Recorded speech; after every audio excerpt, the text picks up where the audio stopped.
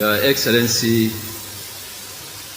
Mr. President, the President of the Federal Republic of Nigeria, President Bola Ahmed Tinubu, GCFR, ably represented by Your Excellency, the Senate President, Senator Godswill Akpabio, GCON,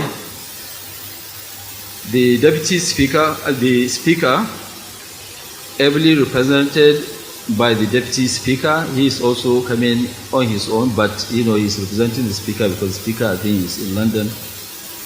I will shorten this because of time. The host Governor of Lagos, ably represented by the Deputy Governor of Lagos, Excellency Chairman of Governors Forum, and all the governors that are here present with us, the chairman of the party, APC, His Excellency Governor Ganduje,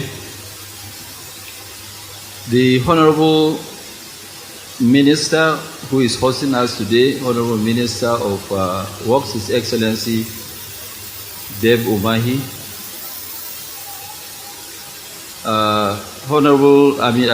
members of the National Assembly that are here with us, honorable ministers that are here with us, the management board of Dangote Group and also of High Tech that are here with us, distinguished ladies and gentlemen. I want to stand on the existing protocol. I'm greatly honored and privileged to welcome you all to this auspicious ceremony for the commissioning of this very strategic national infrastructure. Whether, yes, it's good to do concrete road or not good to do concrete road. And we gave an example of the road that was built in Ghana, that is between Accra and Tema. That road was built by Nkrumah, and the road is still there. And this same road, when the Honorable Minister visited, her special advisor said that no, we have to go and reduce the structure, the design of the road, because it's too much. An aircraft can actually land on the road, and that's the truth. So really, this occasion marks a significant step in the journey towards transforming Nigeria's infrastructure landscape as we reflect on the progress of Apapa-Oworonshoki Road. We are excited at the significant impact that the road project has actually and will continue to have on the Nigerian industrial ecosystem.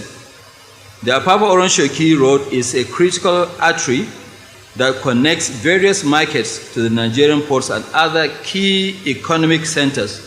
It is also a major exit route for export and non-oil goods from Nigeria. As you are aware, I don't know, people that used to live in Abuja, 70% of them actually checked out of Apapa. All the people that were living before in Apapa, because it used to take us 2 weeks to get into the port. I know His Excellency, the Deputy Governor, talked about several hours. That is on this Isolo road. But if you go and check, majority of us actually lost almost our capital in trying to do our businesses. Unfortunately, like a company like ours, we had most of our operations then in the port. And that one now, it was taking us 2 weeks. And that 2 weeks, we calculated that in 18 months or so, we lost over 60 billion naira in demurrage alone. So that's the reason why we pleaded with the government to come with a very creative decision for us to now go and do something. But as many of us will recall, for several years before the construction, because it's not really, it's reconstruction of the road. It's not refurbishment, it's reconstruction of the road. Commenced, I think we launched it in 2018, but there was a lot of delay, like what I just mentioned earlier on. So the Apapa-Oworonshoki Road was in an extreme poor and suboptimal state with several failed and collapsed sections and literally death traps. This severely hampered the evacuation of goods and restricted access to markets, paralyzing the shipping and manufacturing industries and disrupting supply chain across the entire economic landscape. The implication was that companies suffered increased logistics costs, which was ultimately passed on to the Nigerian consumer.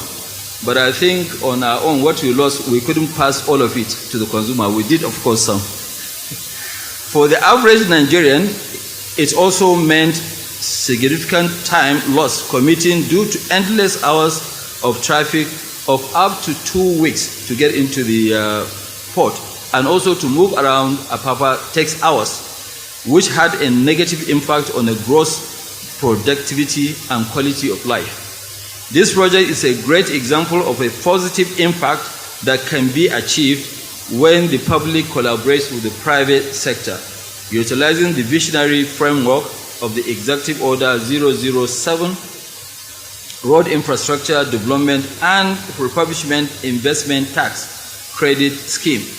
The Dangote Group, as a participant, has been able to mobilize capital for the complete reconstruction of the entire 37 kilometers length of Apapa-Oworonshoki road and its expansion to 10 lanes. If you notice that we have 2 service lanes, 3 main lanes, then a divider, and almost 4 drainages on the road. So that actually makes this road a great road. And I'm sure when His Excellency the Senate President will go and take off the flag on behalf of His Excellency the President, I would like you to look down, Your Excellency, and see the quality of what you have on the ground. So it will eliminate a lot of, because there's a lot of noise on this tax credit, concrete road, so I think it's better that we look at it, and time will tell. In the next 20 years, you'll come back by the grace of God and see that this road is still intact. So this innovative public-private partnership framework has enabled government to provide a vital infrastructure service without going through several budget cycles involving invariable delays in project delivery and inevitable cost escalations. The scheme also permits recouping of project costs at a modest return on investment by participating private partners, thus enable government to deploy its resources to other uses while providing investment opportunities for the business partners. The Apapa-Oworonshoki Road will be a catalyst for economic development, creating employment opportunities during and after construction. It has also permitted accumulation of experience in building concrete roads across Nigeria. Indeed, given huge cost savings achieved in this project vis-a-vis Nigerian road terrain, it is recommended that the Federal Ministry of Works gives serious consideration to stipulating replacement of Nigeria's asphalt roads network with easier to build and maintain concrete roads with 100% local inputs. The road infrastructure projects are good for the economy.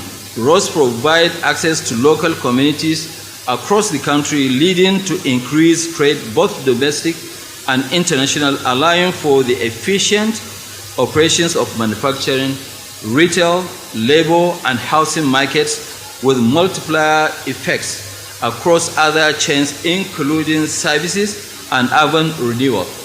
Concrete roads are by their very nature built to last and eliminate challenges of conventional asphalt roads projects. If you remember, 100% of asphalt that we use in Nigeria is being imported.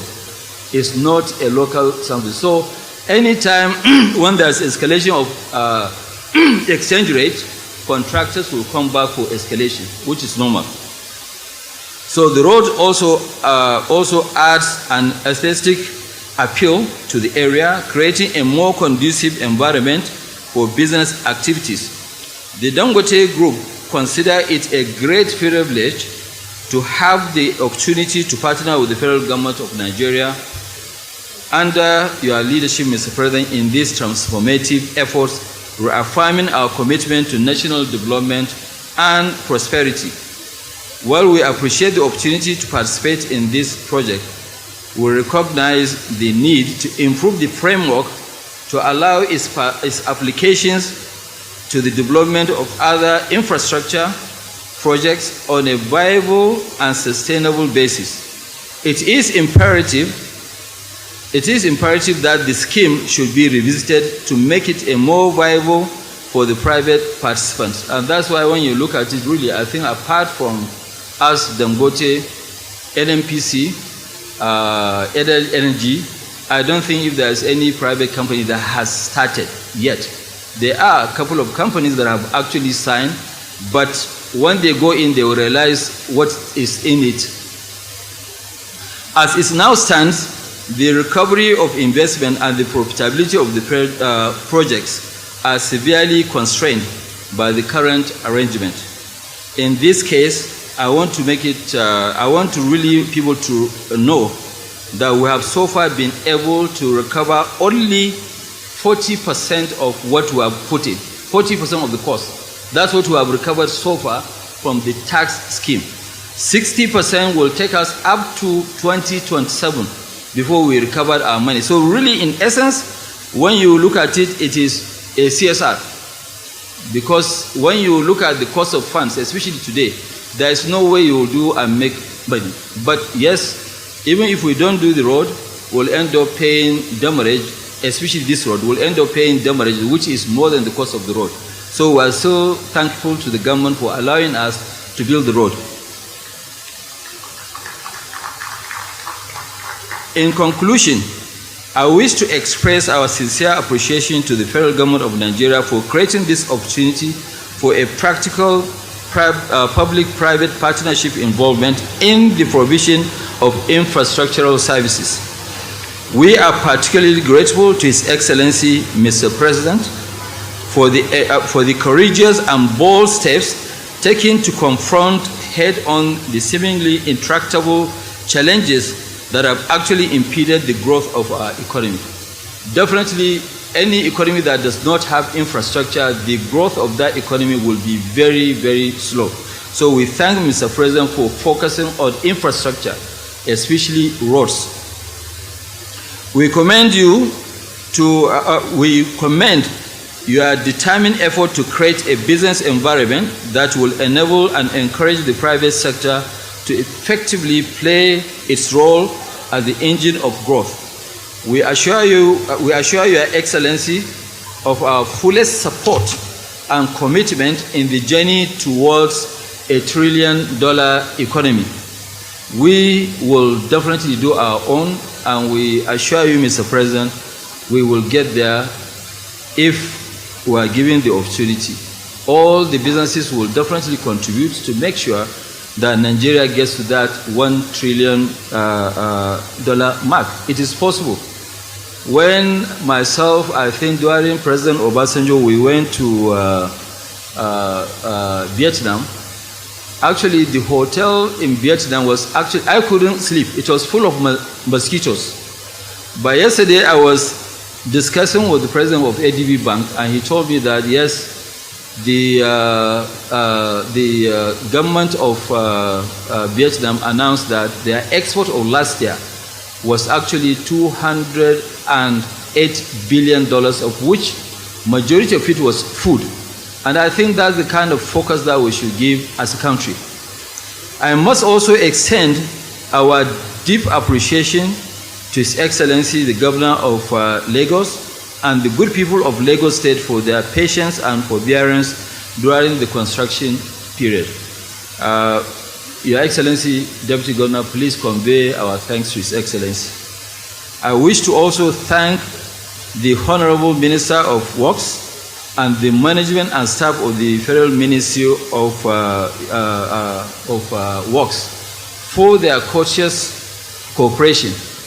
I know that the best time to get the minister and his team is on Saturday or Sunday going on inspection. So I don't really look for him in his office. I go and try and check him on the road on weekends. to see whether he's there. So I must also thank the chairman and the vice chairman of High-Tech, Mr. Gilbert Shaguri and Roland Shaguri, for the excellent construction which has actually made this road the best road infrastructure in Africa. In closing, I want to thank the board and management and staff of Dangote Industries Limited, especially Mr. DVG Edwin, Mr. Aliko, Engineer Awalu, and the rest of our staff. I want to thank you all for honoring us to come down to look for yourselves the road. I'm not really bothered about even the commission, but I want all the dignitaries to look down and see the quality of road that we have here. Thank you very much.